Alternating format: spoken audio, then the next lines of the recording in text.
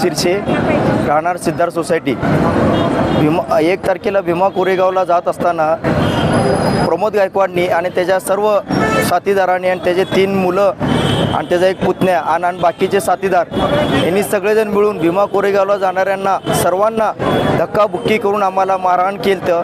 त्यामध्ये मी स्वतः पण आहे, माझा छोटा भाऊ आहे आणि बाजूचे 2 जण आहेत आणि एक लेडीज पण आहे. मग त्यातच वैभव वाघेला फोन गेला की असाच मारहाण व्हायले म्हणून.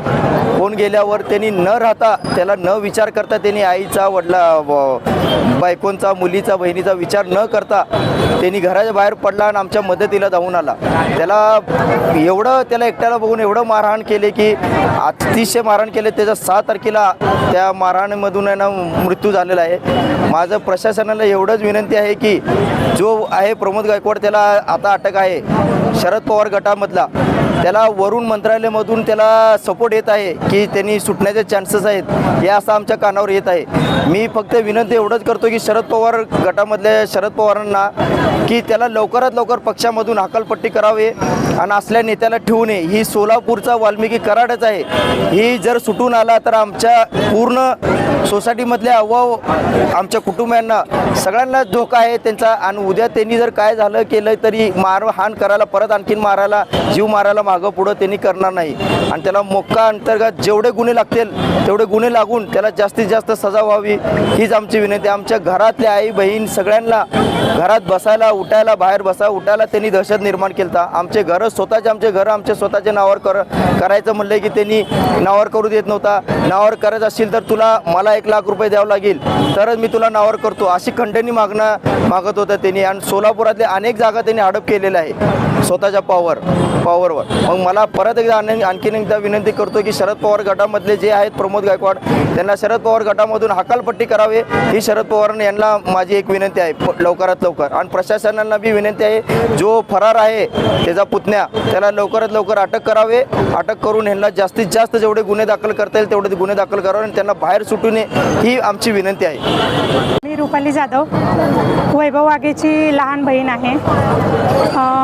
त्या 31 डिसेंबरच्या 2024च्या रात्री सोसायटीमध्ये भीमा कोरेगावला निघालेल्या मुलांना जी मारहाण झाली त्याबद्दल जी न्यूज कळाली भावाला, त्याच्या मदतीसाठी भाऊ माझा धावून गेलेला होता सोसायटीमध्ये. तर तिथे गेल्यानंतरनी गायकवाड घराण्यातल्या या सगळ्या लोकांनी त्याला जे पूर्ववैमनस्यामध्ये पण ही झालेलंच होतं तरीसुद्धा तेव्हा ही दखल घेतली नव्हती. आणि यावेळेसही त्यांनी भावाला एवढा अति जास्त निर्गुणपणे मारलेला आहे की तो कुणाच्या मदतीला काही स्वतःच्याही मदतीला तो धावू शकला नाही.